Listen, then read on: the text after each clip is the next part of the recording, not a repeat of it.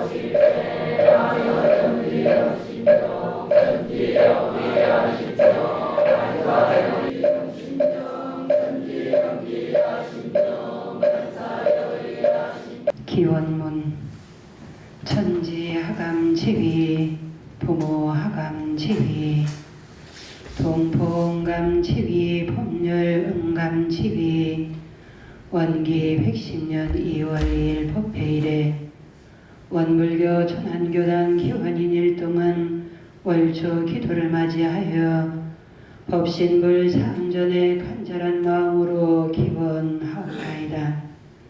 거룩하신 법신불 사은이시여, 저희들은 회복과 전환의 교단 사대를 힘차게 열어가며 나를 새롭게 하고 세상을 은혜롭게 하기 위하여 올 한해도 저희들의 마음이 법신불과 하나되고 조세불 대종사님과 하나되며 모두가 하나된 마음으로 성불예종의 소원을 이루는 공부인 되도록 노력하겠나이다.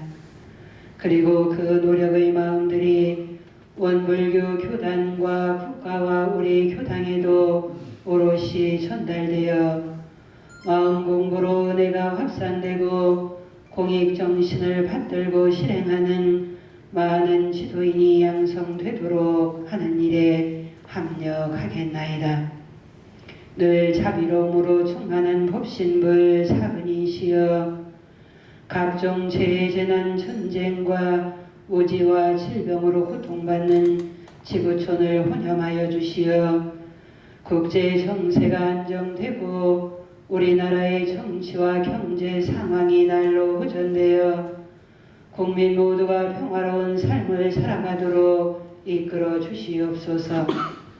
이 땅의 어린이와 청소년들이 맑고 밝은 마음을 가지고 살아가며 물질 문명을 잘 선용하여 생활 속에서 참 가치를 발견하도록 하여 주시옵소서. 그리고 살면서 만나게 될 모든 경계들을 슬기롭게 넘기며 그 속에서 은혜를 발견하고 본 감사할 수 있는 지혜를 주시오며 자신의 꿈을 마음껏 실현할 수 있는 보은의 일터를 만나도록 법신불 사은께서 힘밀어 주시옵소서. 새 희망으로 시작하는 2월도 나와 만나지는 소중한 인연들을 잘 챙기고 살피며 내 자신 안에 참부처를 찾고 만나는 시간이 되며 진리를 믿고 닮아가는 노력이 쉬지 않아 장차 인류 사회에 유익을 주는 삶을 살아가도록 보살펴 주시옵소서. 법신불 사은임 은덕으로 우리 천안교당 교도님들의 가정과 이웃이 올 2월에도 건강하게 생활하도록 모든 마장을 물리쳐 주시옵고, 병환과 노안으로 인하여 교당 출입이 어려운 교도님들이 심신의 안정 속에 건강을 잘 회복하며 건강한 노년을 보낼 수 있도록 살펴주시옵고, 직장, 취업, 결혼, 군 복무, 학업 등 어려움이 있는 교도님들 가정에도 사은님의 훈영으로 소망하는 모든 일이 원만히 이루어지게 하여 주시옵소서. 저희 모두 일심으로 기도하옵고 사배에 올리옵나이다.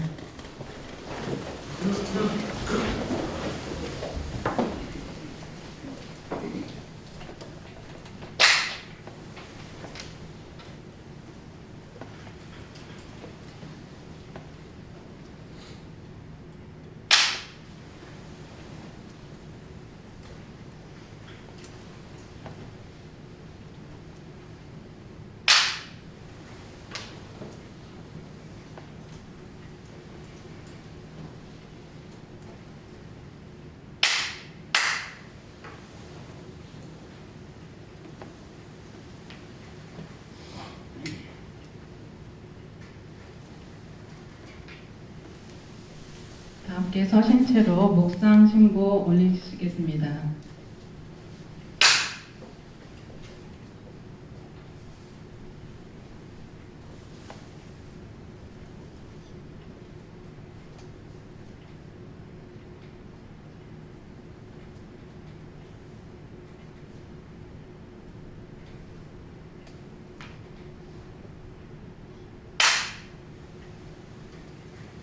사령장 수여받겠습니다. 먼저 최훈열 교수님.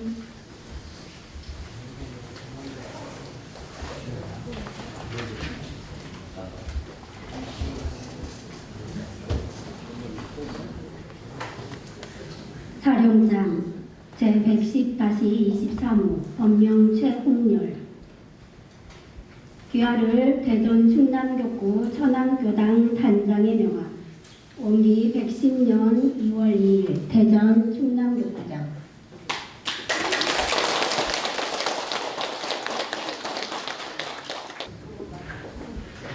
사령장 제110-43호 법명 정도윤. 귀하를 대전 충남교구 천안교당 주무에 명함. 원기 110년 2월 2일 대전 충남교구장.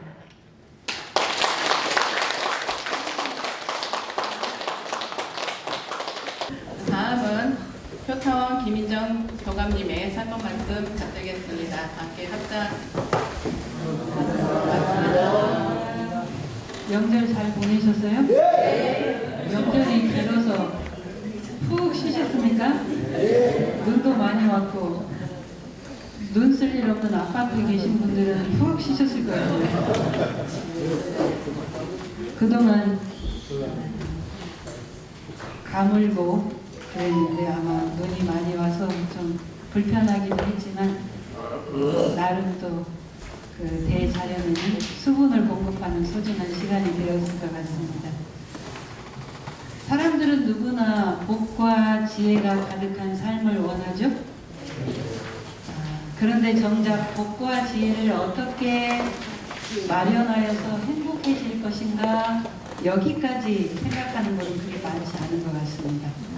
그래서 오늘은 복과 지혜가 충만한 공부인이 되려면 어떻게 하는 게 좋을까라고 하는 내용을 대종사님의 가르침 속에서 그 해답을 찾고 싶어서 나는 이런 사람이고 싶다라고 제목을 정해서 교도님들과 함께 하겠습니다.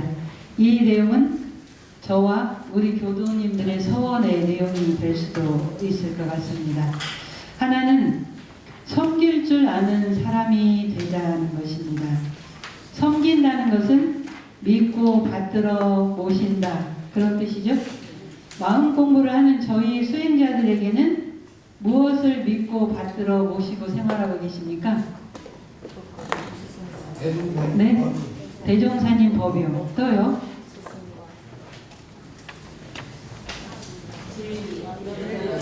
법신불 이원상. 예. 만 생명을 능히 살려내시고 또 때에 따라서는 능히 또 숙사를 만모를 시키시는 법신불 일원상 부처님을 우리가 모시고 살죠. 그런데 이 일원상 부처님을 모시고 신앙생활을 하는 이유가 있어요. 저 법신불 일원상 부처님이 가지고 계시는 내용이 있죠. 저 부처님의 성질이 어떻게 돼요?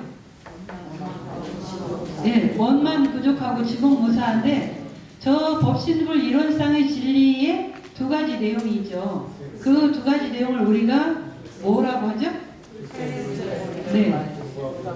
예, 불생불멸과 인과 보험, 즉 영생과 인과의 이치가 있기 때문에 우리가 저 법신불 일원상의 진리를 믿고 신앙하고 수행을 하는 것이죠. 그래서 이 영생과 인과의 이치가 있기 때문에 어제와 오늘이 같이 연결이 되어지고 우리의 전생과 현생과 내생이 또 같이 연결이 되어지는 거예요.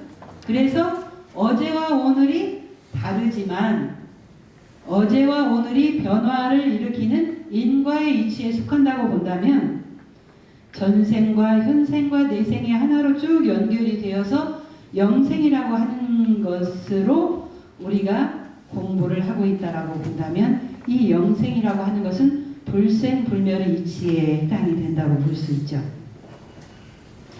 만물 가운데 어느 한 존재도 이 이치를 벗어나서 살아갈 수 없기 때문에 당연히 받들어 모셔야 할 존재이고 또 대종사님께서는 정전에서 없어서는 살 수 없는 네 가지 은혜라라고 해서 법신불 일원상의 진리를 네 가지 속성으로 또 구분을 해주시는 거죠. 그것이 바로 천지은, 부모은, 동포은, 법률은이라고 하는 사은, 없어서는 살 수 없는 네 가지 소중한 은혜라고 정리를 해주신 것입니다. 그러면 우리가 만생명을 살려내는 저 법신불 일원상의 진리를 받들어 모셔야 하는데 또 하나 중요한 것은 또 누구를 받들어 모셔야 할까요?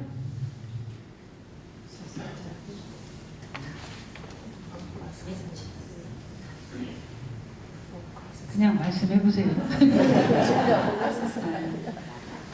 여기 점수 먹이는 건 아니고 저 혼자 원맨쇼 하는 것은 아닌 것 같아서 교도님들과 같이 주고받는 문답 감정의 시간이기도 해요. 진리가 있다면 저 진리를 믿고 받드는 대상이 누가 있어야 해요? 그렇죠. 그래서 또 소중하게 모셔야 할 존재가 바로 자기 자신이라고 하는 거예요. 자기 자신을 잘 믿고 섬기고 사랑하는 것은 나뿐만 아니라 나와 더불어 사는 이웃에 대한 섬김과 진리에 대한 섬김이 같이 들어있는 거죠. 그래서 법신불 일원상의 진리와 이웃과 내가 하나인 섬김 받들어 모심이 되면 믿는 대상은 달라도 각 종교가 많이 나뉘어져 있지만 그 종교에서 가르치고자 하는 핵심 내용이 뭘까요? 모두가 다 행복하게 살자, 편안하게 살자, 잘 살자, 이런 내용이죠. 그러면 그 내용을 본다면 불교의 부처님의 가르침이나 기독교의 하나님의 가르침이나 여호와님의 가르침이나 모든 성자들의 가르침이 교문이 다르고 성자의 이름이 다르지만 결국은 하나다라고 하는 걸로 귀결이 되어줄 수 있겠죠. 황석공이라는 분이 소서에서 이런 표현을 하셨어요. 신족 이일은 일이라. 믿음은 충분히 다른 것들을 하나가 되게 한다. 우리가 성도 다르고 얼굴도 다르고 사는 모습도 다 다르고 사는 지역이 다르지만 원불교 교도다라고 하는 그 하나로 만나지면 어떻게 돼요? 한마음이고 청부에서 원불교 교도 다 모이세요라고 하면 대전 충남교구에 근무를 하든 서울에 근무를 하든 경인교구에 살든 이런 것들을 다 망라하고 다 내려놓고 원불교 교도다라고 하는 것으로 하나가 되어지는 거죠. 마치 저 법신불 이론상의 진리도 만 생명이 다 나뉘어져 있지만 진리다라고 하면 저 법신불 이론상의 진리 안에 다 포함이 되어진다. 이제 이렇게도 표현을 해볼 수 있는 것이죠. 그래서 믿음과 섬김은 인종과 나라, 성씨와 종교가 다른 사람들을 성포모 본래 자리에서 하나로 만나게 하죠. 살아있는 생명체다라고 하는 그 귀결점에서 하나로 만나지게 하는 그러한 위력이 있는 것이 바로 법신불 이론상의 진리라고 하는 겁니다. 그래서 우리가 법신불 이론상의 진리를 믿고 섬기면서 그 진리를 믿는 주체적인 대상인 내 부처, 나에 대한 불공, 나를 믿고 섬기는 자기애가 따라와야 된다는 거죠. 둘은 모든 일에 감사하는 사람이 되자 하는 겁니다. 모든 일에 감사심이 느껴지나요? 네. 불편하면 불편하다고 말을 하게 되죠. 그리고 내가 불편하다고 말하고 있구나라고 하는 나를 알아차리면 그 불편함에 따른 불평을 멈출 수 있는데 그렇지 않고 불편하다라고 하는 그 생각에 끌려가면 어디까지 가나요? 명사님 어디까지 가죠? 요란함 어리석음 그름까지 가셔서 결국은 일을 원활하게 하지 못하는 결과까지도 되어지죠. 정산정사께서 감사 생활을 하면 숙세에 맺혔던 원수가 있다고 하더라도 설령 그렇다 하더라도 점점 그 업이 풀어지는 동시에 복과 덕이 넉넉한 삶을 살게 된다라고 하셨어요. 그런데 복과 덕이 넉넉한 삶을 살려면 그 업이 풀어질 때까지 해결이 되어질 때까지 감사 생활을 해야 되는 거죠. 오늘 잠깐 이 경계에 감사 생활을 한 것으로 만족하는 것이 아니라 그 일이 해결되어질 때까지 감사 생활을 해서 숙세에 맺혔던 그 수겁을 풀어내는 작업까지 해야 된다라고 하는 겁니다. 그래서 한우란 한일치에서는 원망 생활을 감사 생활로 돌리는 방법 3가지가 있다고 하셨어요. 하나는 지혜로서 돌리고 진리로서 돌리고 실천으로 돌려라 하셨습니다. 돌린다라고 하는 뜻은 아시죠? 원망의 마음을 가지고 있었다면 자기 본성 본원을 단조해서 원망이 일어나기 이전에 그 마음으로 자기 마음을 돌리는 거예요. 어느 날 모 교단의 교도님 아들이 교통사고가 나서 장이 파열되어서 병원에 실려갔다고 하는 소식을 듣게 되죠. 그런데 의사 선생님이 이 아이가 더 늦으면 안 될 것 같아서 아주 옛날 얘기였던 것 같아요. 그 아이의 몸을 씻지도 않고 바로 수술대에서 배를 가르는 수술을 했다고 하죠. 그리고 아이가 자꾸 울자 급한 마음에 그 아이의 뺨을 쳤다고요. 울지 마! 라고 했겠죠. 이 말씀을 들은 교무님이 나중에 아이의 아버지를 찾아가서 문답감정을 하는데 아들을 그렇게 수술을 했을 때 당신 마음이 어땠냐? 라고 물어보셨어요. 그렇게 제대로 된 수술방에 들어가서 소독약으로 상처를 다 씻고 그렇게 제대로 된 수술을 하지 않고 급한 마음에 의사 선생님이 바로 응급조치를 했을 때 아버지인 당신의 마음이 어땠나? 라고 물어보자 그 아버지가 우리에만 무사하게 해달라고 그 순간에도 저는 기도만 했습니다. 이렇게 대답을 하죠. 그러자 그 교무님이 교도님이 정말 부처님이 다 되었군요. 참으로 장하십니다. 이렇게 칭찬을 하셨다고 해요. 그 말 끝에 아이의 아버지가 한마디를 더 덧붙였죠. 머리를 다쳤으면 어쩔 뻔했어요. 큰일 날 뻔했죠. 장파열로 붙였으니 제가 얼마나 감사한지 모르겠습니다. 라고 그 경계를 돌렸다라고 하는 거죠. 비록 그 경계가 아들의 생사가 오가는 경계일 수도 있는데 그 경계 속에서 자기 마음을 바라본 것이죠. 자기 마음을 바라보고 더 큰 일에 비유를 해서 더 큰 일이 일어나지 않았으니 감사하다라고 감사심으로 돌렸다라고 하는 거예요. 이런 어려운 일을 당해서 감사심이 나온다라고 하는 것은 평상시 나의 본래 마음, 자기의 정신을 온전하게 챙기는 공부를 평상시에 하고 또 하고 했기 때문에 이런 경계를 당해서 그 온전한 마음을 챙길 수 있었다 이렇게 보는 것이죠. 우리들은 모두 자기 자신만이 가지고 태어난 운명, 사명이 있어요. 어떤 사람들은 건강이 좋지 않게 태어나고 또 어떤 사람들은 부모와 형제의 인연이 부족해서 내가 가장의 역할을 해서 우리 가정을 이끌었다, 우리 형제들을 키웠다, 이런 분들이 어른들 분 중에 참 많으셨어요. 그때는 그만큼 어려웠던 시절이고 또 교육 환경도 그렇게 좋지 못했기 때문에 그런 어른들이 많이 있을 것 같아요. 이렇게 다양한 삶의 모습들을 통해서 자기가 감당해야 될 몫이 있죠. 또 다른 면으로 보면 원망하지 않고 자기 운명을 거부하지 않고 그대로 그 순간 그 상황을 받아들인다라고 하는 거죠. 그것이 바로 수용이고 감수하는 건데요. 그렇게 하는 그 속에서 나의 운명을 받아들이는 내가 나를 사랑하는 운명애가 있어지게 되는 거고요. 그렇게 되면 우리의 삶은 그럼 지금부터 내가 무엇을 해야 할까? 라고 하는 그 방향으로 나아간다라고 하는 거죠. 그러면 내 아이에게 주어진 운명과 사명을 해결하기 위해서 어떤 노력을 해야 하지? 라고 하는 사리 연구가 되어지고 그 안에서 작업 취사가 이루어질 수 있다라고 하는 거죠. 정전 심고와 기도장에서는 그래서 우리가 생활 속에서 모든 경계들을 당해서 마음 공부를 하는데 즐거운 일을 당하면 감사의 기도를 올리고 괴롭고 어려운 일을 만나면 사죄의 기도를 올리고 아울러서 이 경계를 통해서 내가 어떤 지혜를 얻고 이 상황을 어떻게 해결할까라고 하는 수양에 바탕한 사리 연구 작업 치사가 이루어져야 된다라고 하는 겁니다. 세 번째는 안심하고 사는 사람이면 좋겠다 생각을 했습니다.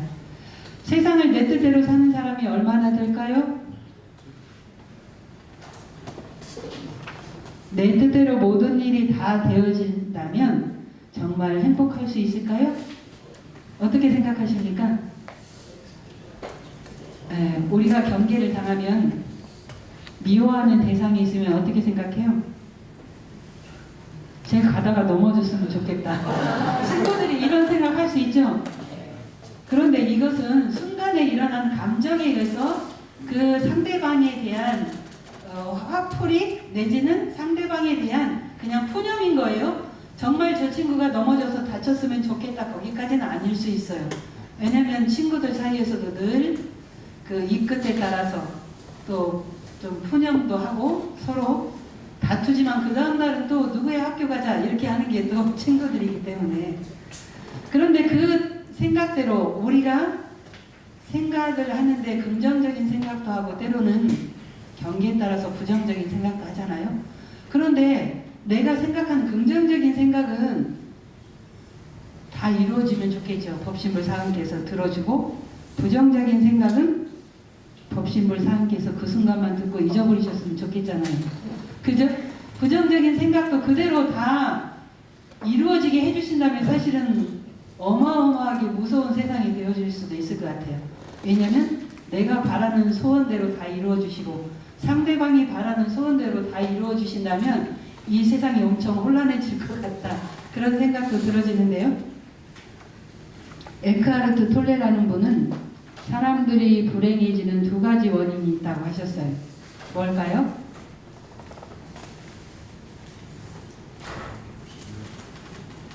하나는 원하는 것을 갖지 못하는 것이다. 그래서 내가 불행해 라고 하는 거고요. 또 하나는 원하는 것을 모두 갖게 되는 것, 이것도 사실은 불행이다 라고 이분은 이렇게 얘기를 했어요.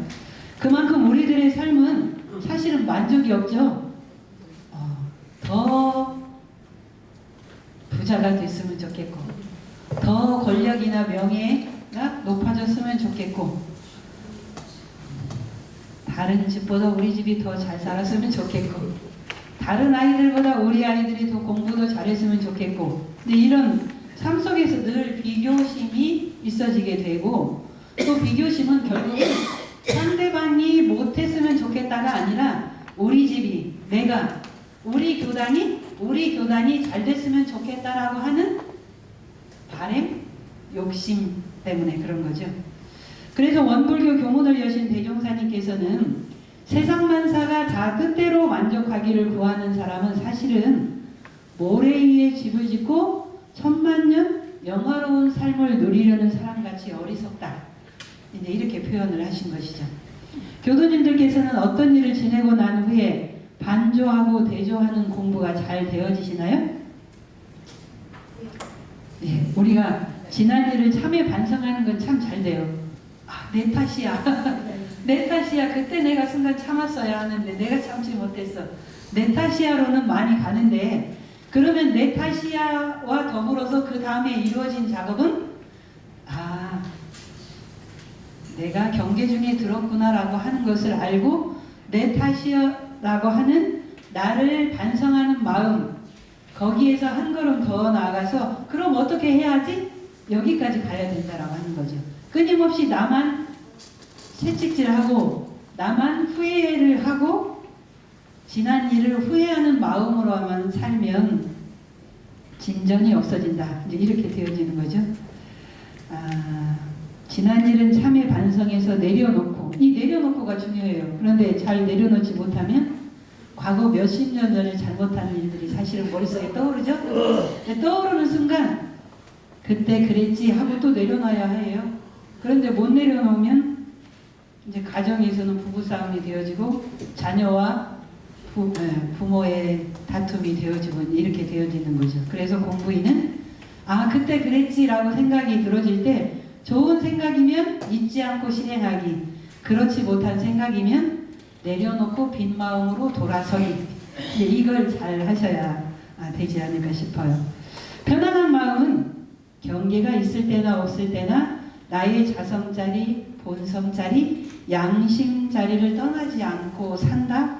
그래서 그렇게 사는 분들이 성자이고 공부인이다. 이렇게 말씀을 하셨죠. 경계를 다하면 나는 나의 습관이 어디로 먼저 가는가? 상대방과 비교하는 쪽으로 먼저 가는가? 아니면 나를 자책하고 나를 원망하는 쪽으로 가는가? 이걸 내 마음길이 어디로 통하는가를 잘 살펴보셔야 할 것 같아요. 그래서 어느 쪽으로 갔는데 나는 익숙한가? 그 익숙한 방향을 돌려서 자성자리, 본성자리로 빨리 돌아오는 그 사람이 마음 공부를 잘 하는 사람이고 자기 마음을 잘 챙기는 사람이다. 이렇게 표현을 해보죠. 네 번째는 늘 고치고 사는 사람이면 좋겠다. 같이 연결이 되어지는 거죠. 우리가 정말 아끼는 물건이 있을 때 조금 고장이 나면 어떻게 해요? 처음부터 버리지 않아요. 이 물건을 어떻게 고쳐서 사용할까? 이 생각을 먼저 하게 되죠. 그래서 최대한 고쳐보고 도저히 안 되면 이제 버리게 되는데, 이 물건도 재활용해서 쓰는 것뿐만 아니라 우리의 마음도 재활용이 가능하다. 표현이 재활용이라는 표현이 좀 적절하진 않지만 늘 새 마음으로 묵은 마음을 고쳐나가면 마음을 재활용해서 새 마음 만드는 거다. 이렇게 되어지는데요. 정산정사께서 사람의 일 가운데 가장 급선무는 각자의 허물을 찾아서 고치는 일이다. 이렇게 표현을 하셨어요. 올 한 해 우리 교도님들은 일기 기재를 하고 올 한 해를 살아갈 때 나는 올 한 해 동안 어떤 습관을 고쳐봐야 되겠다라고 정하신 내용이 있으신가요? 예. 그 내용이 있다면 이것을 우리가 유문형 공부를 삼아서 하는 거죠. 그래서 월마다 지급되는 교화단 마음공부 책자에 유문형 조항에 그 내용을 적는 거예요. 올 한 해 나는 이 내용을 고쳐보겠다라고 하는 내용을 적어서 잘 하려고 할 필요도 없고, 우리 단장님이 나 못한 거 보면 어떡하지? 우리 회장님이 못한 거 보면 어떡하지? 이런 거 생각할 필요 없이 그때그때 일어난 내 마음을 그대로 기재하는 것. 기재하는 게 중요해요. 내가 마음 대조를 설령 실수를 했다 하더라도 기재를 했다 하면 기재한 그 공덕으로 내가 내 마음을 챙긴 횟수가 늘어나기 때문에, 챙긴 횟수가 늘어나면 늘어날수록 경계를 당하면 아, 이렇게 하면 안 되겠구나라고 하는 내 자성의 지혜가 나를 가르쳐주는 것이죠. 그러면 그 허물을 고칠 수 있는 확률이 더욱더 높아질 수 있겠다라는 생각이 들어지는데요. 경계에 따라서 움푹짐푹 고리지고 꺼진 마음, 잘 고르는 공부로 나의 마음도 재활용해서 새 마음으로 만드는 일, 이것이 늘 고치고 사는 공부인의 모습이라고 봅니다. 그렇게 하면 고칠 계자 마음 심자, 계심즉 나아갈 진자, 급수급자, 계심즉 진급이라 경계에 물든 습관과 허물을 고쳐서 새 마음을 회복하는 것이 계심이죠. 우리가 마음을 고쳐먹었다 그런 표현 쓰잖아요. 그것이 바로 계심입니다. 내가 마음을 돌렸다, 마음을 고쳐먹고 보니까 괜찮아졌다, 이제 이런 거죠. 똑같은 경계이지만 복잡한 경계 속에서, 시끄러운 경계 속에서 왜 이렇게 시끄럽지? 이렇게 생각하는 것은 사실은 경계에 끌려간 마음이에요. 그런데 그 마음을 끌렸구나 라고, 그래 모두가 다 살아가고 있고 모두가 다 자기 목소리를 내는데 그럴 수 있지라고 생각하고 내가 지금 하는 내 일에 집중하는 것, 그것이 바로 진급의 길을 나에게 열어준다라고 하는 겁니다. 계심은 나를 바르게 인도하는 진급의 길로 우리는 자기 마음을 잘 살펴서 복을 불러오는 진급의 문을 열어야 한다라고 했는데, 복이 따로이 주어지는 것이 아니라 내가 내 마음을 온전하게 잘 지키고 있으면 평상심을 회복하는 것이니 진리의 작용과 나의 작용이 하나로 맞물려져서 내가 하는 취사가 온전하게 나와 상대방을 이롭게 하는 취사로 연결이 되어질 수 있기 때문에, 그래서 계심즉 마음을 고쳐먹은즉 진급의 삶이다, 이렇게 표현을 하는 것이죠. 다섯은 나누며 사는 삶이라고 생각합니다. 나눈다라고 하는 것은 어떤 방면으로, 정신, 육신, 물질 3방면으로 우리가 나누면서 살자, 그렇게 대종사님께서 표현을 하셨는데요. 자, 교무는 교도님들에게, 회장단들은 일반 교도님들에게, 단장님들은 단원들에게 무언가 드릴 것이 있으면 참 좋겠어요. 뭘 드릴까요? 저는 교도님들에게 뭘 드릴까요? 회장단들은 교도님들께 뭘 드리고 싶으십니까? 단장님들은 단원들에게 뭘 드리고 싶으세요? 우리들이 대종사님의 교법을 기쁨과 웃음으로 배우고 남에게 가르쳐주는 보시를 행하고 음식 공양으로 보시하고 누군가의 수고로움을 나누는 마음으로 살아간다면 그 마음이 바로 나누는 마음이고 더불어 함께하는 마음이죠. 우리 교단을 위해서 늘 애써주시는 여성의 본공의 청소 담당 교도님들 마음이 어떠십니까? 더불어서 함께하고 또 다른 교도님들께서 애쓴다, 고맙다 라고 하는 그 말 한마디에 또 때로는 제가 무엇을 거들어 드릴까요? 제가 무엇을 도와드릴까요? 라고 하는 그 말 한마디가 늘 교단을 위해서 애써주시는 교도님들의 마음을 편안하고 행복하게 만들지 않을까 싶은데 어떠십니까? 여성회장님, 본공회장님? 그러신가요? 네. 거들어주면 또 좋기도 하지만 꼭 거들어줄 수 없는 상황이 된다면 애쓰십니다, 고맙습니다, 감사합니다, 자네 참 애쓰네 라고 하는 그 말 한마디가 우리 교당의 분위기를 밝고 환하게, 그리고 마음을 나누면서 살기 때문에 기분 좋은 그러한 교당 분위기가 되지 않을까 싶어요. 대선종사께서 아주 예전에 이런 표현을 하셨어요. 우리가 부처님께서 육바람일 6가지 보시에 대해서 말씀을 하셨는데, 그 중에 첫째라는 내용을 나누면서 사는 보시의 삶이다 라고 하셨고, 어떤 가난한 할머니가 빈대떡 장사를 해서 몇 억을 모아서 그 옛날에 충남대에 기부를 했다. 그런데 왜 그 할머니가 학교에 기부를 했을까요? 나는 못 배우고 가난하게 살았기 때문에 우리 후진들은, 우리 젊은이들은 마음껏 배워서 이 세상을 좋게 만들어줬으면 좋겠다 라고 하는 그 바람 때문에 많은 어른들이 교육기관, 병원 이런 곳에 희사를 하시죠. 그 내용을 칭찬을 하시면서 정말 장하고 장한 일이다. 남들 같으면 그 어렵게 모은 돈을 자기 자녀들에게 다 주고 싶었을 텐데, 그 할머니는 참으로 장하신 어른이다. 그리고 영생의 복덕을 마련하신 분이다. 이제 그렇게 칭찬을 하셨다고 하죠. 우리는 가끔 불보살 성자들은 태어날 때부터 아니면 어느 한순간에 깨달음을 얻어서 성자가 되셨을 것이다 라고 생각하시는 분 안 계시죠? 저희 교도님들은 그렇게 생각 안 하시죠? 우리와 확실히 다르니 우리는 보통 사람이라 언제 대종사님처럼 되고 언제 부처님처럼 공부를 하지? 라고 하는 생각, 경계를 당하면 하시죠? 네, 저도 해요.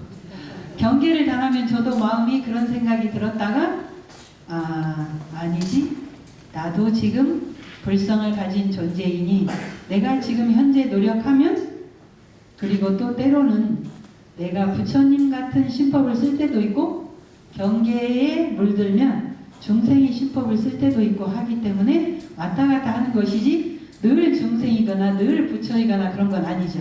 그래서 한 마음을 챙겨라, 챙기면 부처, 놓치면 범부 중생의 삶으로 내려갈 수 있다라고 하는 것을 우리가 확실히 깨닫고 살아간다면 나의 삶이 달라질 수 있고 나의 삶이 더불어 나누는 삶이 되어지고 개심, 마음을 고쳐먹고 나를 진급의 길로 인도하는 그러한 공부인이 될 수 있다라고 하는 거죠. 그래서 성자님들도 끊임없이 과거생에도 현생에도 내생에도 마음 공부를 하리라라고 하는 대서원을 세우시고 노력하신다라고 하셨죠. 대산종사께서도 수많은 생을 나는 대종사님 회상을 만나서 이 회상에서 도방들과 더불어 마음 공부를 해서 부처의 삶을 살리라라고 그런 서원을 세우셨다고 했습니다. 성자들도 수많은 전생에 이생에 부처님 같은, 예수님 같은, 대종사님 같은 불보살이 되기 위해서 끊임없이 자기 마음을 바라보고 공을 들이셨죠. 그리고 뒤를 이어 나올 부처님과 성자님의 탄생을 끊임없이 축원하셨을 거예요. 왜 그러셨을까요? 나만 부처 되면 좋은데 왜 수많은 부처님과 수많은 성자들이 탄생하시기를 끊임없이 기도하셨을까요? 더불어 살아가는 세상에 나만 부처가 되면 안 되고, 또 내가 공부심을 놓쳤을 때 나의 공부심을 이끌어주는 도반, 법형, 선구자, 스승이 필요하죠. 왜냐하면 우리 회상은 단전이 아니라 공전의 회상이다. 공전의 회상이기 때문에 천하의 만보살이 나실 수 있는 회상이기 때문에 나도 부처, 너도 부처, 모두가 부처가 되어야 우리나라도 이 세상도 좋아질 수 있다 라고 하는 것을 성자들께서 말씀을 해주셨기 때문에 수많은 부처님과 수많은 성자들이 나오기를 축원을 올리면 다른 사람이 나를 위해서도 기도를 해줄 수 있기 때문에 나도 성자가 빨리 될 수 있다. 이런 서로서로 빌어주는 공덕이 되어질 수 있겠습니다. 이제는 저희가 그 사명을 부여받아서 천하의 만보살의 대열에 들어서 중생 제도의 책임을 함께 해야 할 교역자, 제가 교역자, 출가 교역자로서 만나셨죠. 을사는 올 한 해도 마음 공부로 더욱 정진하셔서 자기 자신과 진리를 확고히 믿고 매사에 편안한 마음으로 나에게 있는 허물을 찾아 고치고 늘 감사심을 실행하도록 마음을 챙겨서 은혜를 나누는 삶의 주인공 되시기를 영원 올립니다. 감사합니다.